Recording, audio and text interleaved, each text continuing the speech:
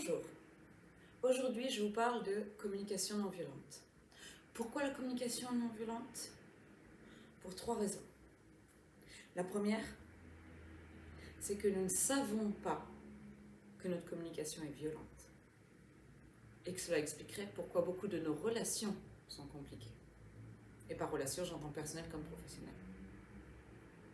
Deuxième raison, parce que la communication non violente est un outil incontournable des managers leaders d'aujourd'hui et de demain, dans 2 activités incontournables aussi, qui sont 1, la demande, et 2, le retour à l'autre.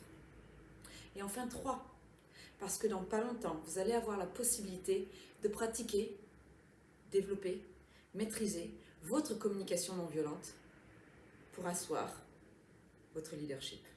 Intéressé? Allons-y. Première raison, notre communication est par nature violente. Qu'est-ce que cela veut dire? Gandhi le disait déjà à l'époque, la non-violence, ce n'est pas automatique, c'est quelque chose qui se pratique. Des philosophes disaient aussi l'homme est un loup pour l'homme. Qu'est-ce que cela veut dire?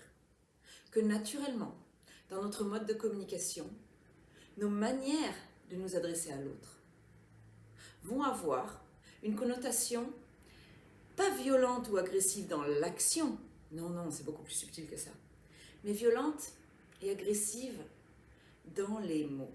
Je vous donne quelques exemples. Tu ne rends jamais les travaux dans les temps.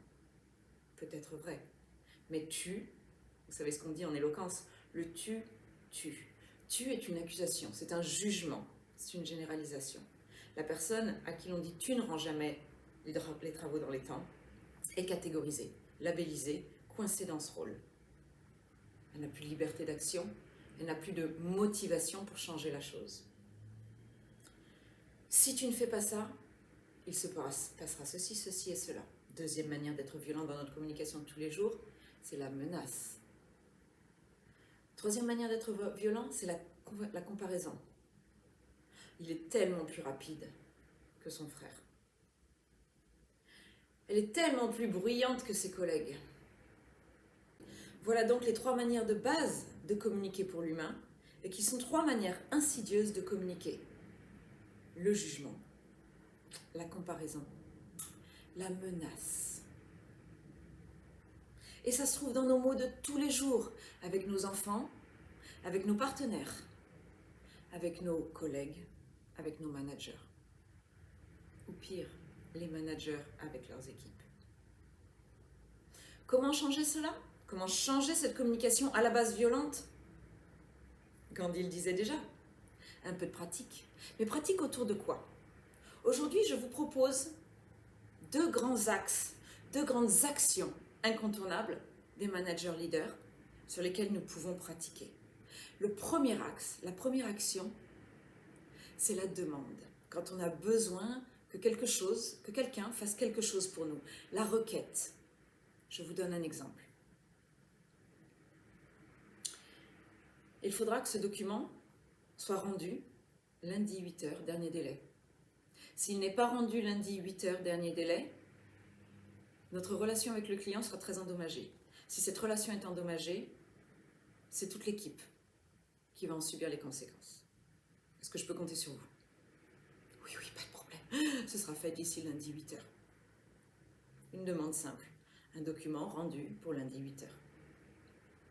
Imaginez que cette demande, en n'étant pas dans le mode attaque, menace, conséquences lourdes et graves, soit plutôt faite autour d'une approche bienveillante, ouverte, respectueuse de l'autre.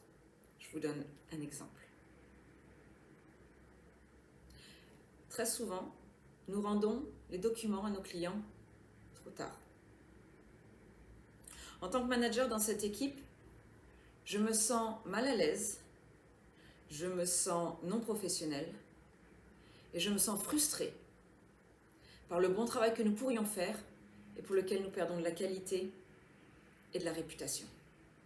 J'ai besoin aujourd'hui que nos équipes et notre entreprise reprennent sa place sur l'échelle et dans le système économique et que nous soyons reconnus à notre juste valeur professionnelle. Pour cela, j'ai besoin que tous nos documents à partir de maintenant soient rendus en temps et en heure, voire même en avance. Comment est-ce qu'ensemble, nous pouvons créer un process pour remonter dans l'estime de nos clients et redévelopper une réputation positive? Là, j'ai pris un exemple d'une demande, d'une requête basée sur 4 éléments clés qui sont 1. L'observation. Nous rendons souvent les documents trop tard à nos clients. 2. Le sentiment. Je me sens frustré, je me sens non professionnel. 3. Le besoin. J'ai besoin que nos équipes et notre entreprise retrouvent leur réputation. J'ai un besoin de reconnaissance dans notre écosystème professionnel. 4. La demande. Comment pouvons-nous créer un système, un process qui marche mieux à l'avenir pour que notre réputation reprenne sa place? Ces 4 étapes sont les 4 étapes de la communication non violente. Encore une fois, Gandhi le disait, ce n'est pas naturel, ce n'est pas automatique. Et il y a quelque chose que je voudrais rappeler, c'est que si on ne le fait pas, ce n'est pas parce qu'on est mauvais en communication. C'est normal de ne pas le faire. Mais si on le fait, des choses magiques peuvent se passer. Des relations professionnelles renforcées, de la confiance mutuelle, de la prise d'initiative de la part des équipes, de la reconnaissance envers les managers. Ces choses tangibles sont ce qu'il se passe quand on utilise une communication non violente dans nos demandes. Prenons maintenant un deuxième exemple, l'exemple du retour. En tant que manager, vous le savez, vous devez faire minimum 1 fois par an, maximum 1 fois par jour, du retour, si ce n'est pas plus d'ailleurs, du retour à vos équipes, à vos coéquipiers. Ce retour, que l'on appelle constructif, bienveillant, l'est rarement. Nous avons tendance à expliquer ce qui ne va pas et à faire une demande. Voilà ce que nous voulons à l'avenir. Comment changer cela? Il y a quelque chose de très intéressant autour du retour constructif. Ce qui est intéressant, c'est qu'il est possible d'être à la fois clair et bienveillant. Ce qui est encore plus intéressant, c'est que c'est très rare à créer. Pourquoi? Parce qu'avant de faire du retour, nous avons tous 3 choix. Le premier, c'est de ne rien dire. Ne rien dire parce que nous avons peur de la réaction envers nous. Ne rien dire parce que nous avons peur de blesser l'autre. Ne rien dire, c'est plus facile. Deuxième, nous avons le choix de dire. Tout dire. Alors tout dire, c'est facile aussi. On dit ce qu'il y a à dire. Advienne que pourra, nous avons communiqué, envoyé notre message, l'autre le reçoit ou ne le reçoit pas, il est suffisamment mature ou professionnel pour accepter, comprendre et s'améliorer. Message passé, retour fait.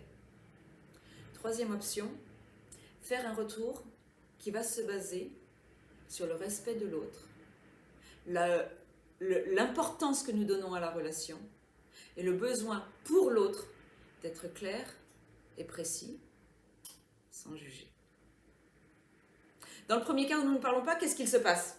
C'est simple, nous n'avons pas parlé, rien ne se passe, tout va bien, jusqu'à ce que nous ayons besoin de parler. Nous parlons d'un coup, nous disons tout, nous le disons mal, au mauvais moment, à la mauvaise personne, pour la mauvaise raison.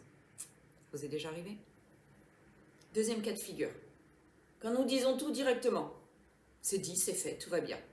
La relation, qui devrait se resserrer parce que l'on travaille plus ensemble, en fait se détruit petit à petit. La personne aura plus ou moins mal reçu le message, plus ou moins mal géré les émotions qui sont liées à ce message, et sera plus ou moins mal prête à continuer à travailler avec vous. Troisième option, créer du respect, mais de la clarté, autour d'un message important pour vous, qui est un retour constructif pour l'autre. C'est ce que nous cherchons, c'est ce que nous voulons créer, c'est ce dont ont besoin les managers leaders d'aujourd'hui et de demain. Comment créer ce retour bienveillant, constructif, cette volonté de créer du lien avec l'autre, tout en évoluant et le faisant évoluer? C'est simple. Nous pratiquons une communication non violente, afin que les retours constructifs puissent être et donnés et reçus par l'autre. Encore une fois, si vous ne le faites pas encore, c'est normal. C'est pas que vous êtes un mauvais communicant ou une mauvaise communicante, c'est que vous ne l'avez jamais appris. On ne le fait pas naturellement. Naturellement, nous allons pointer du doigt ce qui ne va pas et demander que ce soit changé. Peut-être avec un regain d'intérêt pour l'autre ou de temps. Nous allons prendre le temps de construire ensemble une stratégie. Mais très souvent, nous attendons quelque chose, nous le demandons, nous pointons du doigt ce qui n'allait pas et nous laissons l'autre partir comme ça. Ou alors nous avons le même problème que dans le cas de la demande, c'est que le retour constructif, nous ne le faisons pas. Nous ne voulons pas sembler agressifs, nous ne voulons pas sembler mécontents, nous ne voulons pas sembler négatifs. Nous ne savons pas nous positionner en tant que leader.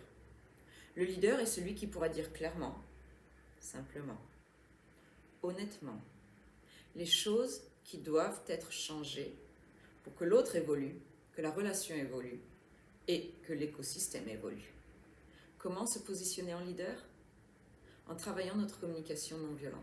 Cette capacité à observer sans juger, exprimer des émotions personnelles, émettre des besoins, les nôtres ou des besoins liés à l'environnement, suivis de demandes ou de messages clairs, simples, non dirigés contre la personne, mais créés avec et pour la personne. Facile à dire. Un peu plus difficile à faire? Peut-être. Ce qui est bien, et que Gandhi disait déjà il y a 50 ans, c'est que ça se pratique, ça s'apprend. Et que les grands leaders, même ceux qui avaient un talent inné pour la communication avec l'autre, l'ont pratiqué. Et vous? Vous avez envie de pratiquer cette communication non violente qui vous permettra de vous positionner non seulement dans vos relations personnelles de manière constructive, aimante, où l'écoute se met beaucoup mieux en place et donc la relation se construit, mais aussi dans vos relations professionnelles, lorsque vous devez faire des demandes ou des retours. Si oui, contactez-nous tout de suite, car à la fin du mois, nous proposons un workshop en communication non violente où vous travaillerez la communication dans sa négativité afin de prendre conscience des techniques qui existent pour changer cette négativité, cette violence insidieuse de la communication. Nous travaillerons les techniques pour intégrer dans tous vos messages de la non-violence, de l'efficacité, de la clarté, sans jugement. Et enfin, nous mettrons en place, pour vous et avec vous, les messages que vous devez commencer à préparer pour votre futur de manager et de leader, afin que vos prochaines communications se fassent dans le respect, dans la construction et dans le leadership que vous êtes en train de développer. Intéressé? Contactez-nous, les places sont limitées et la richesse de ce genre de workshop n'est plus à prouver. Nous vous attendons le 27 novembre pour le workshop de la Speaking Academy sur la communication non violente. Bienvenue dans le monde de la communication, qui tous les trimestres vous propose des thématiques de communication différentes autour de la communication personnelle, professionnelle, internationale et communication de leader. Et tous les mois, un thème différent. Bienvenue dans le mois de la communication non violente, la communication des leaders. Bonne journée, à très vite.